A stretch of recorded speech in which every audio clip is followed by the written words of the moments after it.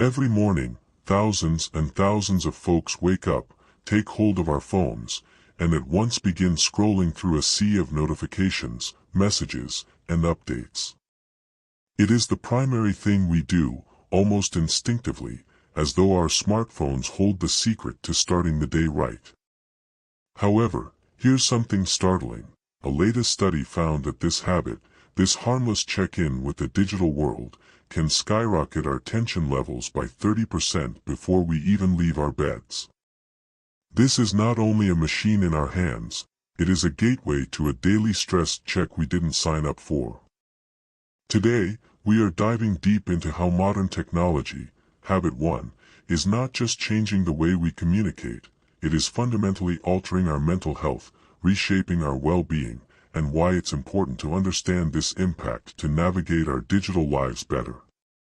Stick around as we discover actionable strategies to reclaim our peace of mind, and maybe even our sanity, in a world where being constantly connected is often more a curse than a convenience. If you understand what we're unpacking here, a simple free favor I will ask from you is to hit the subscribe button and share this video with someone who could benefit from this content. Let's go. You don't need wealth to find happiness. This is not a new concept but is rooted deeply in Stoicism, an ancient philosophy that teaches us the art of happiness is not found in our bank accounts, but within ourselves. Stoics like Epictetus and Marcus Aurelius argued that true happiness comes from self-acceptance, virtue, and focusing on what's within our control, instead of outside possessions or fame. Think about it. How often have we heard stories of lottery winners or the extremely rich who end up no happier than the average person? It's because happiness derived from wealth is fleeting. Wealth can buy comfort, certainly, but comfort is not synonymous with happiness. Stoicism teaches us to seek happiness through self-mastery and inner peace, not through accumulating more. It's about appreciating what you have and realizing that desires for more can lead to a perpetual state of dissatisfaction. That is the Stoics' warning against linking wealth directly to our happiness. The Stoic mindset encourages us to reevaluate our priorities. It asks us, what truly enriches our lives? Often, it's the intangibles, relationships, experiences, personal growth that bring us real joy. These are the aspects of life that withstand the ups and downs of financial fortunes. By decoupling our sense of self-worth from our net worth, we open up the potential to feel contentment with less, to find richness in the simplicity and authenticity of a life not centered around material gain. So how can we start to detach our happiness from our financial status? It starts with a shift in perspective. Every day, take moments to reflect on small blessings and cultivate gratitude for what you already have, instead of lamenting what you don't. Practice mindfulness to stay present and not get swept up in the infinite pursuit of more. These steps don't just reduce financial stress, they enrich your life with a deeper sense of fulfillment that no amount of money can buy.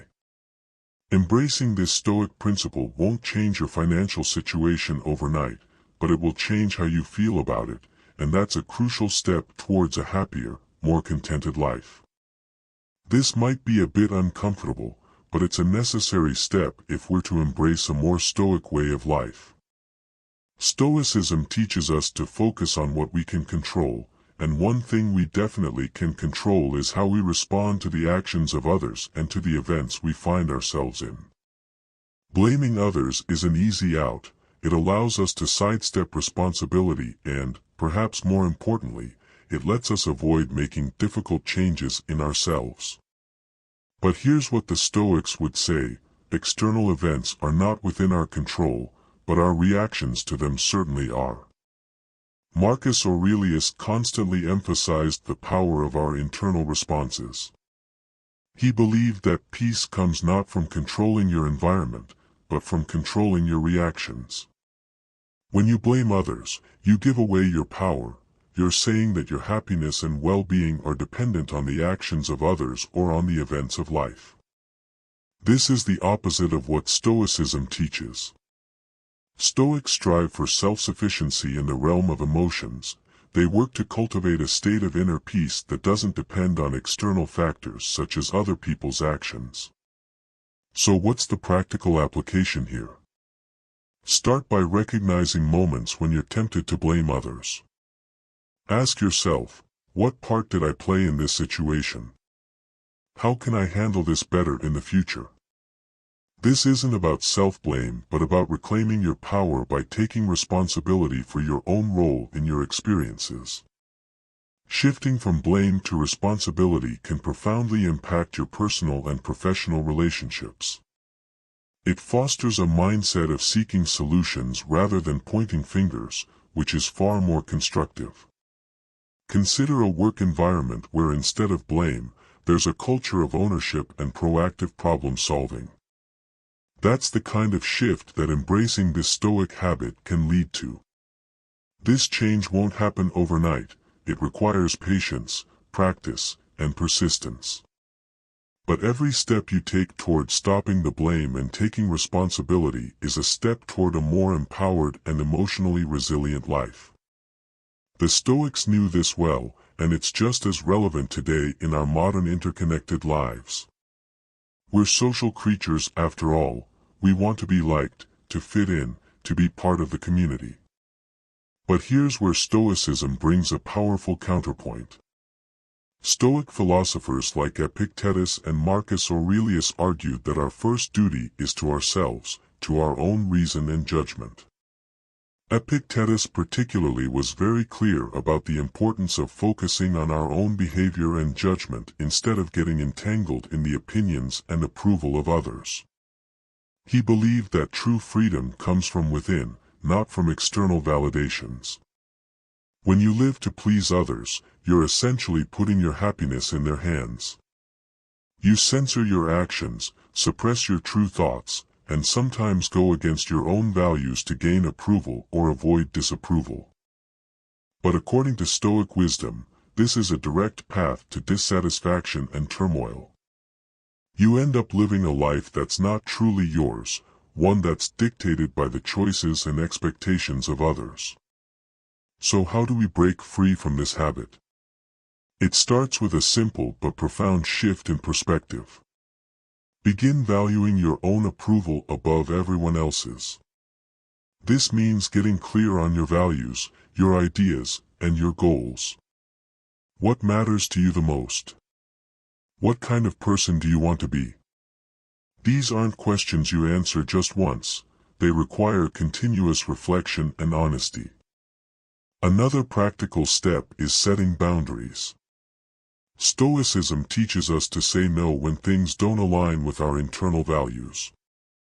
This isn't about being dismissive, but about respecting yourself enough to prioritize your needs and peace of mind. Remember, it's not selfish to put yourself first. It's essential for true happiness and integrity. Embracing this Stoic habit also means you should be prepared for some fallout. Not everyone will understand or appreciate your newfound independence, and that's okay. Stoicism doesn't promise a life without challenges. It promises a life where you are at peace with your choices because they genuinely reflect who you are. Stopping the habit of living to please others isn't about disregarding the feelings or desires of people around you. It's about ensuring that the decisions you make are fundamentally yours and that your life's path is something you choose, not something imposed upon you. Stoicism doesn't mean avoiding risk or change. Instead, it promotes the courage to face them with wisdom and virtue. The Stoics believe that confronting challenges head-on is not just a test of character but a necessary step in the pursuit of personal growth and fulfillment. Life's most rewarding experiences often involve risk, whether it's changing careers, moving to a new city, starting a business, or even entering a new relationship. Each of these steps involves uncertainty and the potential for failure.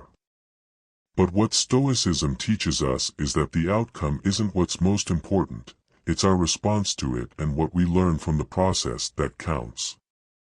Marcus Aurelius frequently spoke about the importance of facing adversity with bravery and clarity. He saw every challenge as an opportunity to practice virtues like courage, resilience, and integrity. This mindset changes our view of risk from something to be feared to something inherently valuable. It's an opportunity to demonstrate and deepen our character, to live more fully aligned with our values. Now, embracing risk doesn't mean being reckless. Stoicism isn't about throwing caution to the wind.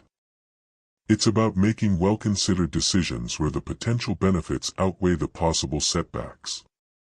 It's about asking yourself, what's the best and worst outcome? Am I prepared to handle the worst?